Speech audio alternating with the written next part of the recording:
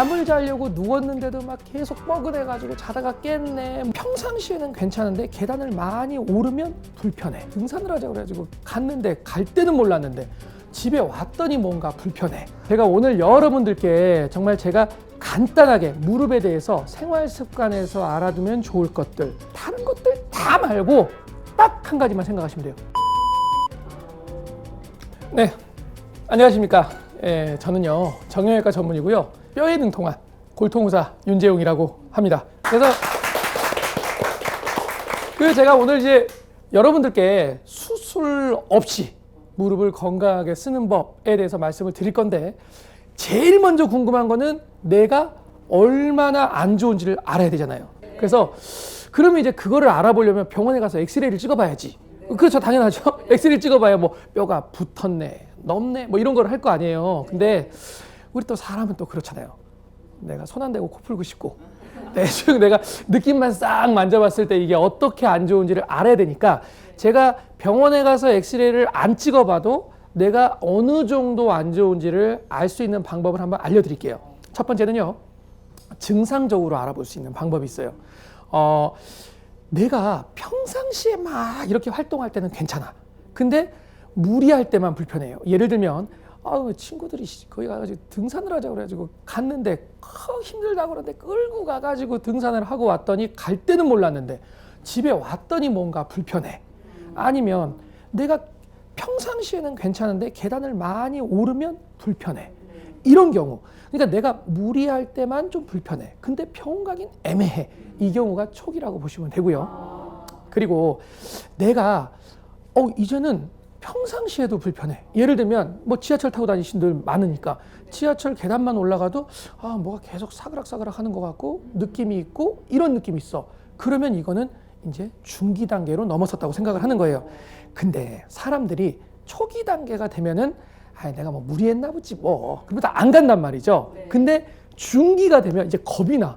왜냐면 내가 출퇴근할 때도 아프고 막 이러니까 겁이 나니까 병원에 이제 간단 말이죠. 그럼 이제 그때 가면 뭐 엑스레이가 좁아졌네 뭐하네 막 이런 소리를 막 신나는 소리를 막 들게 된단 말이에요. 그러다가 이제 말기가 되면 이제 어떻게 되냐면 계속 아파요.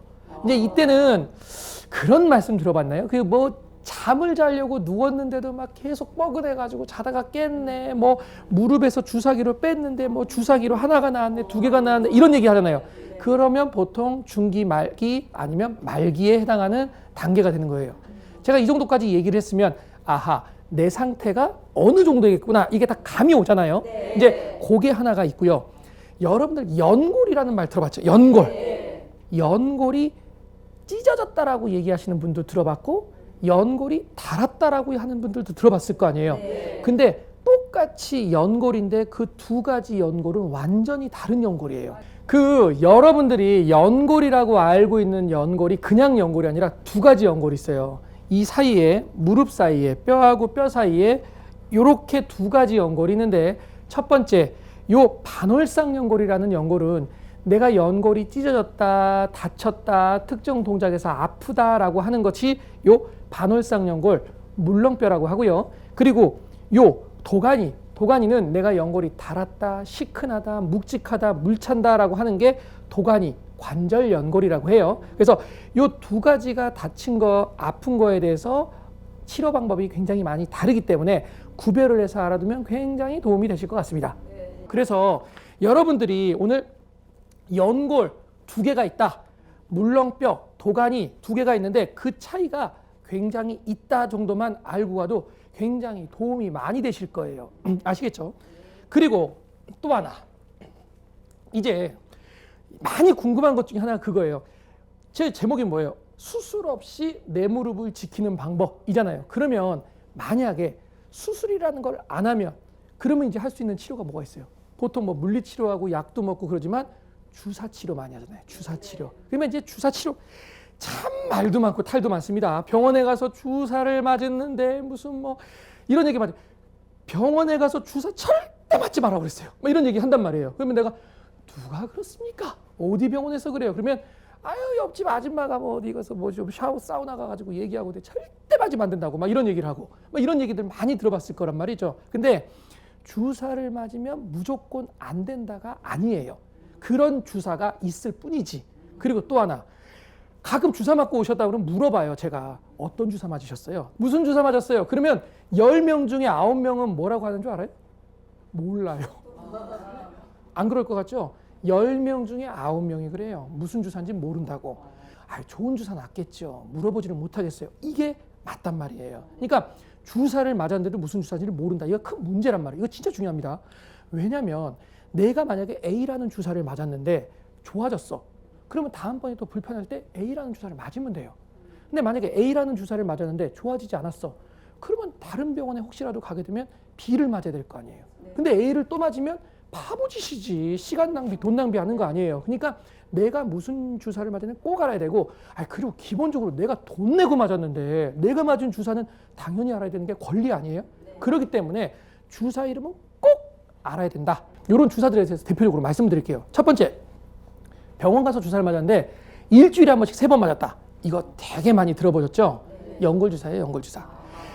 기름칠을 해주는 주사예요. 그러니까 무릎 안에 그 윤활액을 넣어줘.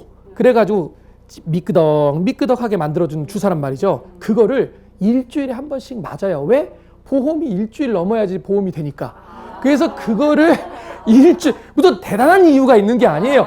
일주일 이상에 한 번씩 3번을 맞고, 그리고 6개월이 지난 다음에 또 맞아요. 그래야지 보험이 되는 거야. 근데 만약에 내가 3개월 정도에 또 맞고 싶어요. 예를 들면 맞아도 돼요.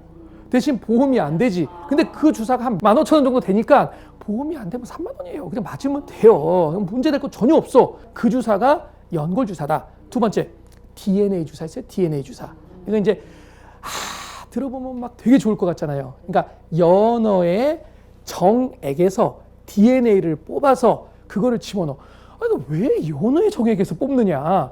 거기가 사람의 DNA하고 95%가 일치를 해요. 그래서 이제 그 주사를 놓으면 혈관도 많이 만들어주고 성장인자를 분비해가지고 조직 재생을 시켜주고 이렇게 해준단 말이에요. 그래서 증상도 염증도 좀 가라앉혀주고 찢어지거나 닳아진 부분을 좀 힐링하도록 만들어주는 주사예요. 그래서 그런 것들도 무릎 안에다 많이 놓습니다. 제가 지금 말했던 2가지 주사는 무릎에 놔도 상관이 없겠죠. 그렇죠. 들어도 상관이 없겠죠. 3번째 주사입니다. 그러면 고민이 생기는 거야. 그러면 연골 주사처럼 기름칠도 해주고 DNA 주사처럼 재생력도 해주면 얼마나 좋겠냐라는 생각이 딱 들잖아요. 그래서 사람들이 누굽니까? 그게 있어 또. PN 관절강내 주사라는 게 있습니다. 이게 말이 어렵죠. PN, 폴리누클레오타이드라고 해서 DNA를 관절강내에 넣었다는 주사예요. 근데 거기에 연골 주사 성분에다가 DNA를 빠뜨려 놨기 때문에 이론적으로 따지면 되게 좋을 것 같은데 또 실제적으로 그러진 않습니다. 그냥 그 연골주사 성분에다가 DNA가 좀 약해. 그래서 어쨌든 그런 것들이 좀 있어서 연골주사에 좀 업그레이드된 주사다라고 생각하면 딱 좋을 것 같아요. 그리고 요즘에는 거기다가 콜라겐 주사라는 것도 나와 있어요. 콜라겐 주사. 그러니까 뭐냐면 우리 무릎의 연골이 콜라겐으로 이루어졌단 말이죠. 그래서 그 콜라겐을 보충해주는 작용을 해준다. 그래서 근데 그게 예전에 되게 비쌌어요. 보험이 안 돼서. 근데 재작년이죠. 재작년부터 보험이 이제 돼가지고 또 싸졌어요. 그래서 내가 만약에 많이 불편하지 않는다라고 한 상태에서 무릎을 건강하게 좀 관리를 하고 싶다. 그러면 이런 주사도 괜찮아요. 그러면 우리 무릎에 주사를 맞는데, 그 어디 병원에 갔는데 내가 들어갈 때는 막 문고리를 잡고 이렇게 들어갔는데 병원 문을 나설 때는 막 날아오를 것처럼 그 병원 정말 신통방통하다. 뼈주사예요, 뼈주사. 예. 서서히 좋아질 수도 있고 그렇지만 내가 만약에 주사를 맞고 막 다음 날부터 하나도 안 아팠네 뭐 이런 주사는 스테로이드 주사일 가능성이 많아요. 근데 그게 왜 안 좋냐면 염증은 강하게 가라앉혀. 근데 문제는 그 주사를 맞게 되면 지방을 위축을 시켜요. 그래서 주사를 맞고 난 다음에 이렇게 살이 하얗게 변하는 사람들 가끔 있어요. 그거 스테로이드 주사입니다. 그래서 내가 스테로이드 주사 같은 거는 되도록이면 피하는 게 좋다. 이렇게 생각하시는 게 꼭 알고 계셔야 돼요. 내가 이제 집에서 이제 내가 할 수 있는 것들 제가 그거를 간단하게 한번 말씀을 드려볼게요. 집에서 그러면 내가 뭘 하느냐. 첫 번째 습관 중에서 다른 것들 다 말고 딱 한 가지만 생각하시면 돼요. 쭈그리 앉지 마라. 이거요. 제가 이 얘기를 왜 하냐면 무릎이 있잖아요. 무릎을 쭈그리고 앉게 되면 어떤 일이 벌어지냐면 요렇게 구부러지잖아요. 구부러지면서 요 뒤쪽 연골에 하중이 많이 가요. 우리는 무릎이 이렇게 구부러질 것 같잖아요. 근데 실제적으로 구부러지면서 마지막에 얘가 비틀어져요. 그러다가 얘를 또 일어날 때 비틀어진 다음에 일어난단 말이에요. 그래서 자기 주위의 사람들 중에 다 들어보면 이 연골 뒤쪽이 찢어졌다는 반월상 연골 후각부 파열이라고 합니다. 유식한 말로. 거기가 찢어져서 관절염이 진행이 되는 사람들이 거의 10명 중에 8명 정도 돼요. 그래서 그게 이렇게 쭈그리고 앉고 막 일어나고 하는 과정에서 많이 손상이 되거든요. 그렇기 때문에 쭈그리고 앉는 동작을 많이 하지 말아라. 이게 정말 중요한 거고, 두 번째는 주위의 근육을 강화시켜라. 요 주위에 왜 근육을 강화시키라고 하냐면 무릎 주위의 근육을 강화를 시켜서 무릎을 짱짱하게 만들어 놓으면 무릎이 버티는 힘이 길러져요. 무릎의 근육을 강화시켜주는 어떤 운동을 하냐? 이 앞쪽에 있는 대퇴사두근 운동을 하는 거예요. 여기를. 어떻게 하시냐면 얘를 수평 높이보다요 조금 더 들어요. 그리고 나서 발을 뒤로 살짝 젖혀요. 그래서 6초를 버텨요. 그리고 얘도 수평 높이보다 좀 더 들고 뒤로 젖혀서 6초를 버텨요. 이거를 집에서 의자에서 해보시면 알겠지만 이 무릎 근육 되게 힘 많이 들어갈 거예요. 집에서 TV 볼 때 뭐 할 거예요? 그거라도 하면서 보면 되는 거지. 그렇잖아요. 그래서 그걸 하시면 돼요. 그리고 할 때 이렇게 하는 게 아니라 이겁니다. 이거예요. 왜냐면 이렇게 하는 동작을 하다가 여기를 만져보시면 떠그럭떠그럭 거릴 거예요. 그러면서 앞쪽에 관절염이 심해질 수가 있어요. 그래서 제가 오늘 여러분들께 정말 제가 간단하게 무릎에 대해서 생활 습관에서 알아두면 좋을 것들, 수술을, 제목 있잖아요.